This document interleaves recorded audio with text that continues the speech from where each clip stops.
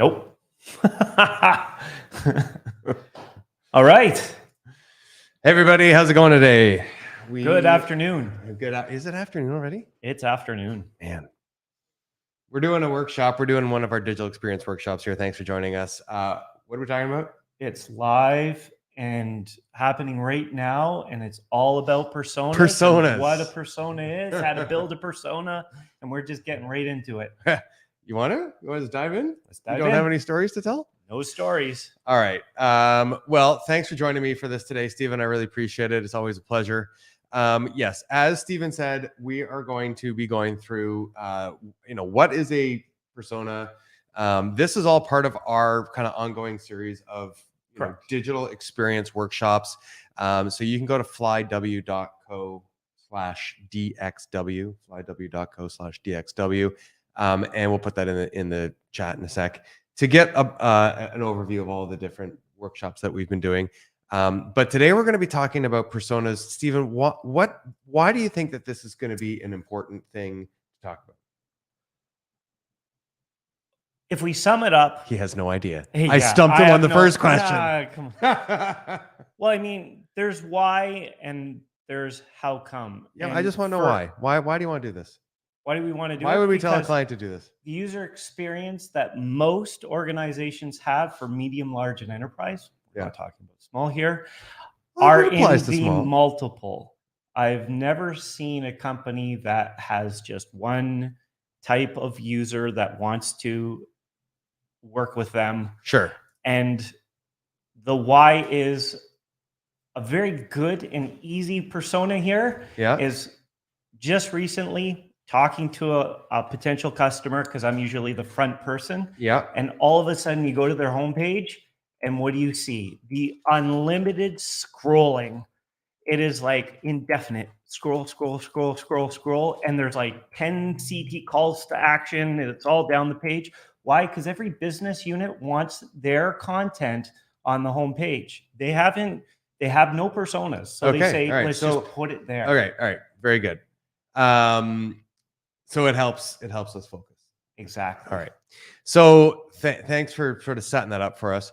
One of the things, well, you know what I'm going to do first is I'm going to we have a worksheet that we always like to give out. Let me pop that in here, flyw.co/DX-persona. We'll update the LinkedIn comments after we're done recording, because it's not going through to LinkedIn. It's only going through to YouTube at the moment. You can take a look at our worksheet here. Let me pull it up on the screen because it's not displaying properly on the chat. This is a quick worksheet we're going to come back to for how to build a persona.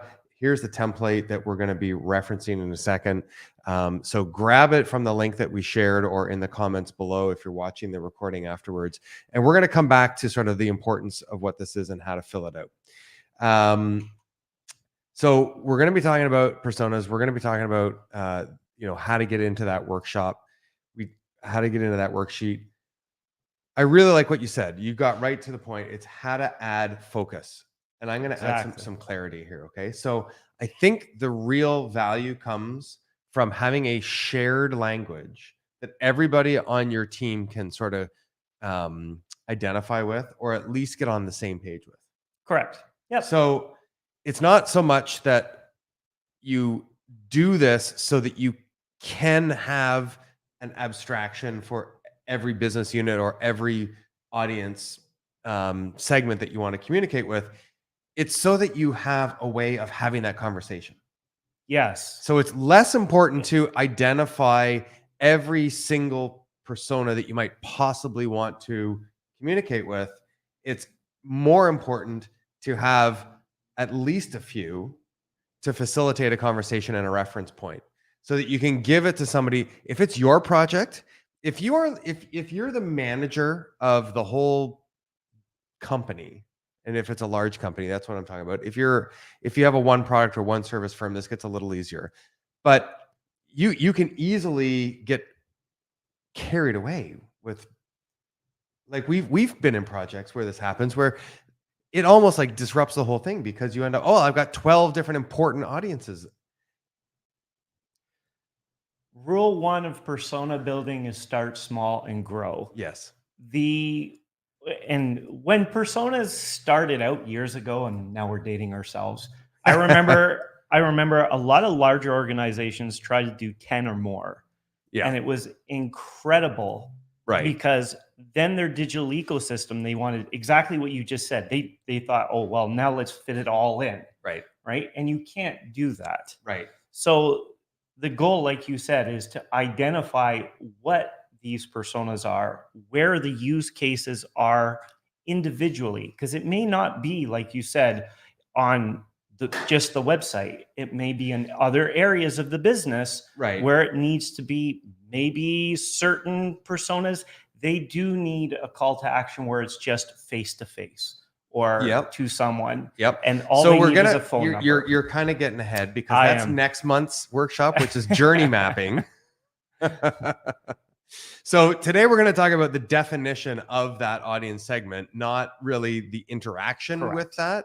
that. That is next month's workshop talking about journey mapping. Okay, so let's bring up another slide here.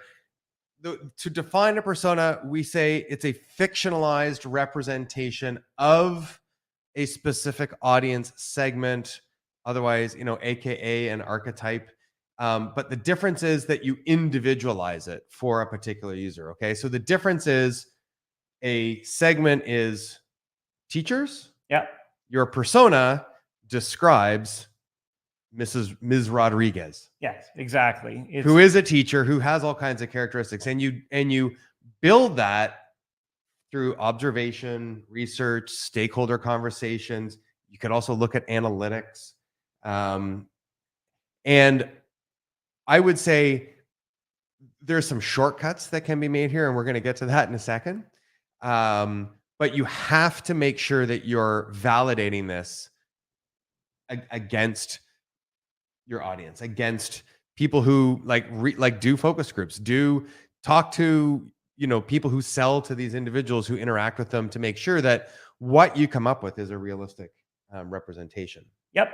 And my one takeaway, and I was just thinking about this, is we're a digital agency and we're a little bit different than, say, a web shop or a consulting. We're a Yes. mixture of both. We're both technical and we have consultative practices for this specific Very topic creative of personas. practices. Yes. Exactly. Okay. And whenever I touch on this with customers that we're starting with, they're all worried because they're like, oh, well, the consultants that did it last time did it by themselves. And my first Oh boy, statement really? is, no, you end up having to do it. It's the Right. one, it's the one area where we're going to need all of the resources from the customer because they're going to know their business better than we will. So we're really there just to support. So what we're Right. talking about today is how we would kind of manage persona with Yes. a customer. Okay. So what I showed our worksheet a second ago, and here I'll put the link in the video now. Flyw.co/ nope, that's the wrong one. This is the worksheet. There we go. Flyw.co/dx-persona will get you the worksheet. The other one will give you our listing of all of our workshops. So what you put into a persona needs to be adapted to your particular situation. So we've got some ideas here. So definitely you need to give your persona a name. Yes. It has to be Ms. Rodriguez. It has to be Rachel. And include a photo. Find some stock photography. Use the internet to find a photo of this person, and write a quick description so that at the very least that's your persona. But as the template shows, you can get discreet. You can show as much detail as is useful to help you with however you're going to leverage this persona. So some examples are demographics. How old are they? Gender, income, job, psychographics. What kind of personality and value do they have? That can be very, very, very helpful. Some of the other criteria here: behavioral, attitude. I really like emphasizing sort of the emotional response that you can expect from this particular person. Absolutely. What are they going to feel? How do you want them to feel when they interact with you and your business? That can be very, very helpful when it comes to thinking about that journey and that expectation that they have with you and your business. I think one of the things that we like to add specific to building out digital experiences is challenges and goals. Yes. It So you don't always see that in a typical persona. Maybe you do, maybe you don't. But what are we trying to see happen with this persona? Or when this person comes to our website, what are they trying to accomplish? What are they trying to do when they're done that visit? Yeah, and essentially all of these descriptors that you've mentioned, the reason why you would do those is maybe not right at the beginning, Yeah. but you may want to then draw larger use cases, Right. right? Right. And if you don't have enough descriptor in the beginning and you build out this persona, it doesn't match any use cases you're trying to identify because you just didn't go deep enough. That's right. Yeah.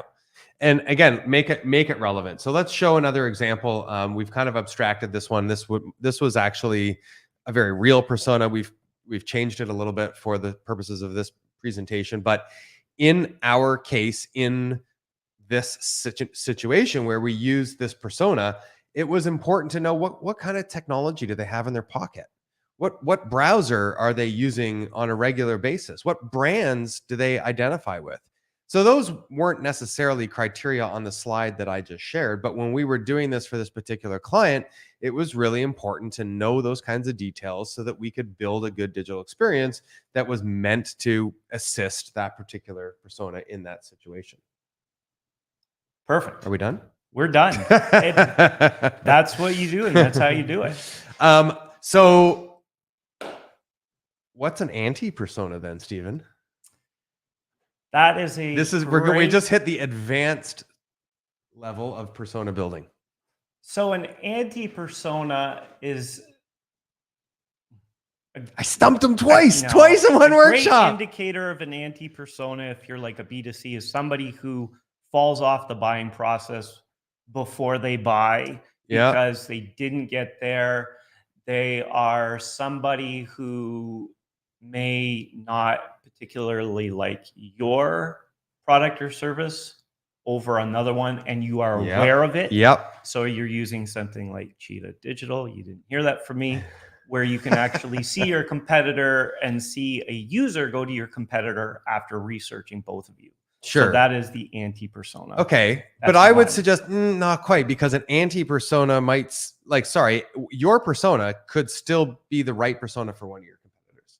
Correct. Okay. Yes. Okay. So an anti-persona is a description of a segment, an audience segment that you intentionally need to accommodate. Correct. Okay. Yes. Okay. So you know that this is a particular audience segment that we need to be aware of so that we can almost contrast against it or be ready to deflect. Yes. Okay. So this is a persona that identifies a particular threat or an important exclusion. So it might be that you have outgrown a particular audience segment. Your business has grown. You used to serve small businesses. Now you serve medium businesses.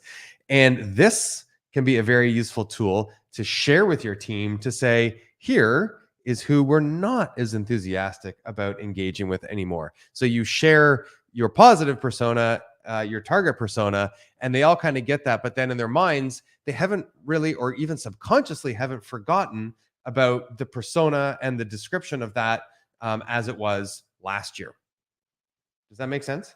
Makes perfect sense. So then by describing an anti-persona, you might say, well, you might even pull out last year's persona and say, this is our anti-persona. Because now we want to go and work for, enterprise clients, and no offense, but, we no longer sort of are targeting a small business user. Another example of an anti-persona is a threat. Okay. So if you are, and you have to deflect them. So this is somebody who is kicking the tires, who's trying to get a quote but doesn't really have, the means to collaborate with you. It might also be that you are a business that houses a lot of sensitive data, and an anti-persona would be a hacker. So you would build a persona for a hacker. Yep. So that you had a tool for your team to identify with, talk about, and use in their planning, because there's a whole team that's responsible for deflecting those kinds of users from you and your business. How many clients have you ever built an anti-persona for? I'll tell you how many. Technically one. Okay. Based on what I gave you earlier, and that was it. And it was light anti-persona. Okay. 101. I like we're so what's really cool is I went to a business planning workshop a couple of weeks ago, and I got to meet all kinds of different businesses in the room, and they were service businesses and they were product businesses. There was a business that was in the business of building nuclear reactors that was in the room. It was very cool. And then there was somebody else that was making popcorn and selling that. So it was a great diversity. The facilitator asked all of us to describe our ideal customer. Okay. And there's a debate about whether an ideal customer is a persona or not. And I guess to quickly diverge for a second, an ideal customer is a persona, but also comes with a definition of the company that they work for in a lot more detail. Correct. Right. So what's the profile of the company, and then who's the buyer within that? And so I was surprised that most of the room, there was about 8 different businesses, maybe 10 in the room. Everybody stood up and described that customer as if they were a persona, gave them a name, described their traits, and didn't miss a beat.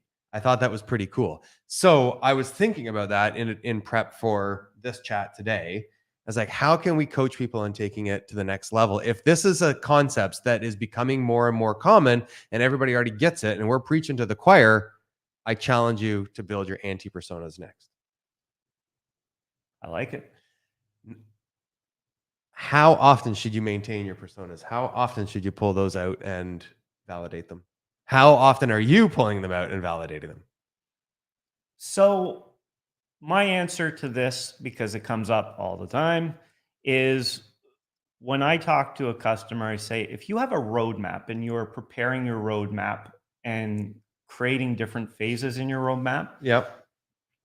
I would almost go with the phases. So depending on your business, you could be a business that has phase 1, phase 2, phase 3, and it's a 3-year phase.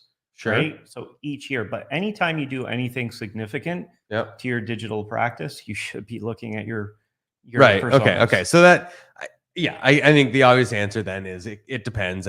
But I think what the point is, what I'm saying here is, don't just do this and then stick it on the shelf and forget about it. Be intentional, pull it down, check, is this still valid? Is this relevant? Is this helping the team? Yes.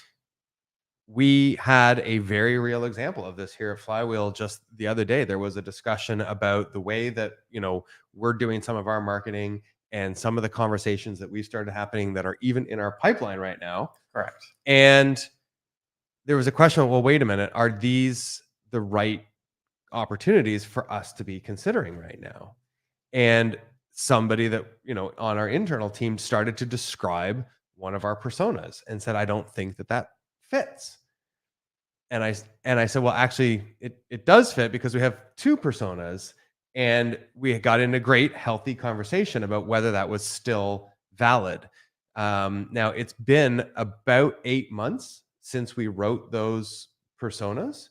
And I think what it highlights is that neither one of them was wrong, but that some time has gone by, the market has shifted, trends have already changed, and it's time to pull those out, update them, and think about the current market and the current activities that we're doing. So I think, there's no real, science to this, but definitely I've seen a lot of times they get built, they kind of get put on the shelf, and they can be a lot more use if you pull them back out and look at them. Agreed. Well, thank you. All right, to help you on your way, there are a few tools to put to use when it comes to building personas. I think we have a few minutes. Let's see if we can't get ChatGPT to help us with this. But a few of the tools that we use at Flywheel are UXpressia. We use Miro. That's a flowcharting solution. UXpressia is a platform for building personas and journeys, and it's what it's for. We use Sitefinity Insight, which is a great tool for actually building rules that are used to track the traffic and the visits on your website, and then aggregate them based on these persona definitions, which is pretty freaking cool. You can actually see web statistics according to persona. That's pretty cool. It is. All right. Any other tools that you would mention? I mean, no, but Sitefinity Insight, at some point we should show our full video library. We do have a whole video library on how to use Sitefinity Insight. Very good. We can maybe put that in the notes as well. Yeah, good. Thanks for the shameless plug. Good one. Should we give ChatGPT a try here, Stephen? Do you think it's going to work? Go. All right. So let me get it fired up in another window here. So I was fiddling around with this morning, and it was working very nicely for me. And then we tried it just before this, and it fell down. So let's see what kind of mood it's in today. So first of all, I'm going to use Bing, right? You can log into ChatGPT at OpenAI, and you can do this as well. You actually get much more robust persona descriptions if you're using Bing. If you're using OpenAI.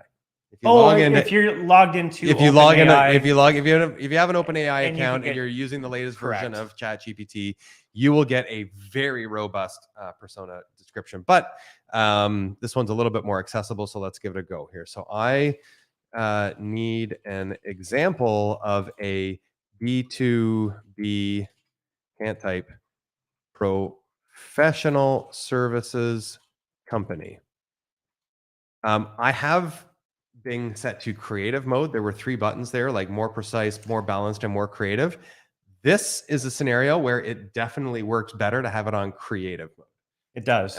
You'll get just a little bit more verbose, a little bit more color in your definitions and that kind of thing. Okay, so it said, you can go with accounting. It gave me a bunch of examples. I don't need actual company examples. Okay, stop responding. That's good. So I am going to go. What do you want to do? Which company type, Stephen? Pick let's go for office. What? An office. I'm going to go with an accounting firm. Yeah. All right. So I need a persona for an accounting firm. Let's see it. Oh, it filtered out my typo there.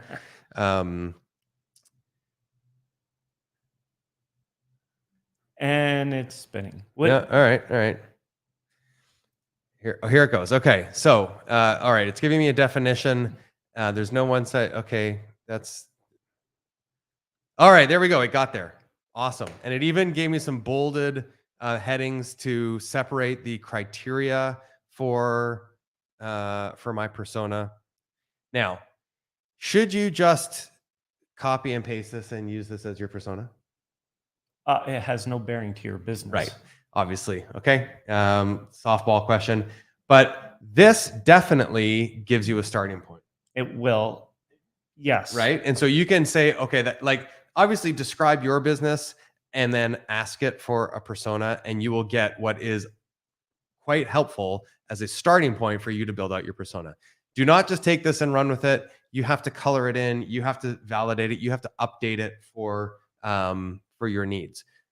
Let's see if this works. Okay, so we've got Sam, 35, male, Boston, $80,000 a year, bachelor degree. All right, so we're very close to having all the details that we needed that we just talked about in our slide deck. Here's all the criteria. Let's ask for it to create a photograph of Sam. Drum roll, please. Let's see if it does it. This is interesting. Oh, it's trying to create it. And it's generating. So the prompt is create. There we go. We were fiddling around with this, and it worked for me this morning. It wasn't working, and then it started working when we realized you have to use the word create. Creating images in here takes an extra moment, but there you go. All right. So you can get more refined. You can then click on our picture of Sam here. That is an interesting picture of Sam. Yeah. But if is you an- continue to work with the prompts, you can say, put Sam on a white background, make him smiley, change his hair color, all that kind of stuff. So it's a really fun, quick way to get the details that you need to get yourself off and running so that you can fill in a persona template. Let me try one more thing here. I will bring up the screen again. Where did my mouse go? New topic. Create a persona for flywheelstrategic.com. So without giving it any more of a prompt about, describing the audience segment, I've just given it our website, and let's see if it can consume that information and give us back a persona. I love the fact that it says, all right, I've reset my brain. That is definitely on the creative mode. If you actually go over to the other modes, it will say something different. So there are different prompts for it. All right. So again, it's giving me the definition of a persona. And there you go. It knows that we are interested in talking to marketing managers and wanting to increase brand awareness. So it does a pretty decent job of saying, now this is, again, not the only kind of audience segment that we want to target at Flywheel. Correct. But it's not wrong. So there's a few quick tips and tricks for helping you get your persona built. Anything to add there at the end, Stephen? No, I mean, if you reference, there are so many new AI technologies coming out that will also help. A big one of the main ones is Jasper. It used to be Jarvis. That's the one that basically helps you write. It writes, it does pretty well everything for you. It has persona in there as well. Right. Awesome. Well, thanks, Stephen. Appreciate your time today. If there's anything that we can do to help anybody out there, if you have any questions, please send it through. Have a great day. All Take right. care, everyone. Bye.